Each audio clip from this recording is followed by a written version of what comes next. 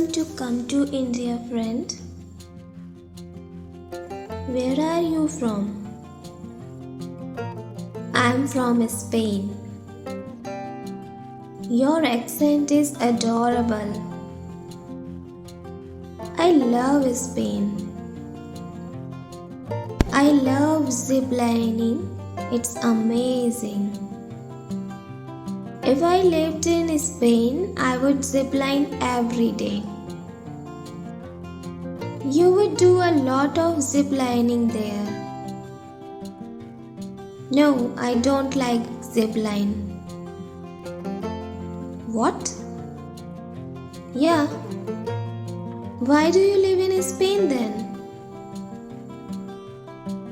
Hello friends, welcome back to your own channel unique inspiration. ये है आज की कन्वर्सेशन जो कि इंग्लिश में मैंने आपको अभी सुनाई है। आइए अब इसका हम हिंदी में मीन जानते हैं और क्या कन्वर्सेशन है, किस बारे में है, उसको समझने की कोशिश करते हैं और अपनी प्रैक्टिस करते हैं। तो let's continue it. First sentence बोला, welcome to come to India friend. कोई पर्सन किसी और कंट्री से हमारी कंट्री में आया है और जो पर्सन उसको पिक करने के लिए गया है, उसको लेने के लिए गया है, तो वो उसको कह रहा है welcome to come to India friend. Friend, आपका इंडिया आने के लिए स्वागत है, आपका इंडिया में स्वागत है। Where are you from?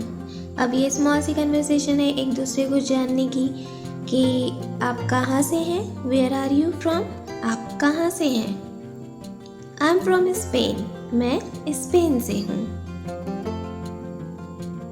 Your accent is adorable. आपका जो एक्सेंट है ना वो बहुत प्यारा है। अब एक्सेंट किसको कहते हैं? एक्सेंट कहते हैं कि जो हम उच्चारण करते हैं शब्दों का, जैसे कि इंडिया में भी अलग अलग स्टेट्स हैं, तो आपने देखा होगा कि कोई अगर पंजाब से आता है तो आप उसकी भाषा बोलने का तरीका सुनकर समझ जाएंगे कि ये कोई पंजाबी है। कोई बंगाल से आ रहा है तो उसके टच में जो एक उसके बोलने के तरीके में जो एक बंगाली टच आता है उसको ही हम एक्सेंट कहते हैं। तो जहाँ से हम बिलोंग करते हैं, थोड़ा बहुत उस जगह का असर, जिस तरीके से वहाँ पर शब्दों को बोला जाता है, उनका उच्चारण किया जाता है, वो हमारे बोलने के तरीके में आता है। उसी को ही एक्सेंट कहते हैं। जैसे हम जब इंडियंस इंग्लिश बोलते हैं तो हमारा जो एक्सेंट होगा वो इंडियन है, लेकिन जब कोई अमेरिकन इंग्लिश बोल रहा है तो उसका एक्सेंट अमेरिकन है। चलिए अब आगे देखते हैं। I love Spain. मुझे स्पेन बहुत पसंद है। I love ziplining, it's amazing.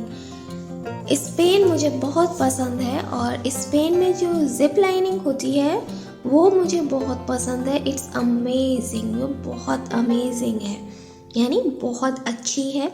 अब फ्रेंड्स, आप लोग सोच रहे होंगे कि भाई ये जिपलाइन क्या होता है, जिपलाइनिंग क्या होता है।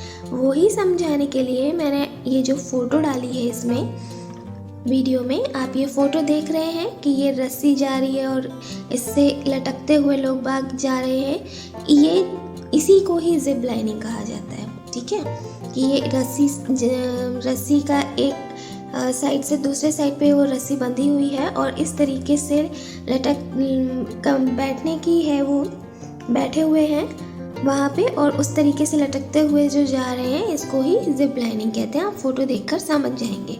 शायद मैं इतना अच्छे से एक्सप्लेन ना कर पाऊँ, आपको फोटो से समझ में आ जाएगा।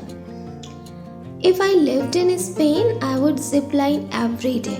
मुझे जिप लाइनिंग इतना पसंद है कि अगर मैं स्पेन में रह रही होती या रह रहा होता, लड़की होगी तो रह रही होती, बात करेगी, और लड़का होगा तो उस तरीके से बोल रहा है यहाँ पे कि अगर मैं स्पेन में रह रहा होता तो मैं डेली जिप लाइन करता। You would do a lot of zip lining there. तुम वहाँ पर बहुत जिप लाइनिंग करते होगे। No, I don't like zip line. इस बात पर आंसर मिलता है कि भाई तुम वहाँ पर रहते हो तो तुमको तो मौका है वहाँ पे जिप लाइनिंग करने का, तो तुम तो रोज़ करते होगे। तो जो आंसर मिलता है वो एक्सपेक्टेशन से बिल्कुल अपोजिट मिलता है कि नहीं, आई डोंट लाइक जिप लाइन, मुझे जिप लाइन पसंद ही नहीं है। व्हाट? क्या?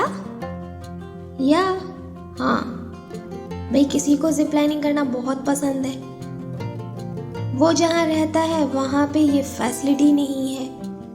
अब उसकी कन्वर्सेशन एक ऐसे पर्सन से हो रही है जो उसी एरिया से आता है जहाँ पर कि बहुत ज़्यादा जिप लाइनिंग की जाती है, लेकिन उसको बाद में पता चल रहा है कि उस पर्सन को तो जिप लाइनिंग करना पसंद ही नहीं है। तो शॉकिंग हो गया, वही यहाँ पर शॉक में आकर पूछा जा रहा है क्या?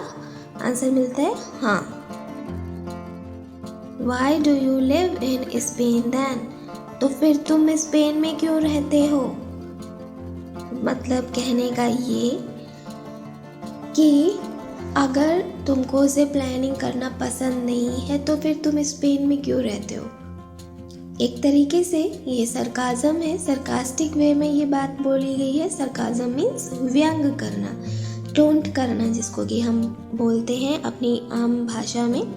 तो कि ऐसी जगह पे जहाँ पे इतनी अच्छी फैसिलिटी दी गई है, उस फैसिलिटी को तुम यूज़ ही नहीं करते हो, तुमको वो काम करना पसंद नहीं है, तो फिर तुम रहते क्यों हो वहाँ पे? इससे तो अच्छा है कि तुम वहाँ पर ना रहो। तो फ्रेंड्स, ये है छोटी सी कन्वर्सेशन, इसको सुनिए बार बार, आपको वर्ड्स खुद ब खुद याद हो जाएंगे और आपको जहाँ पर भी ज़रूरत पड़ेगी वहाँ आप अपनी प्रैक्टिस अच्छे से कर पाएंगे। आई होप आपको ये वीडियो अच्छा लगा होगा। तो चलिए जल्दी से मिलते हैं नेक्स्ट वीडियो में। Till then take care and keep practising.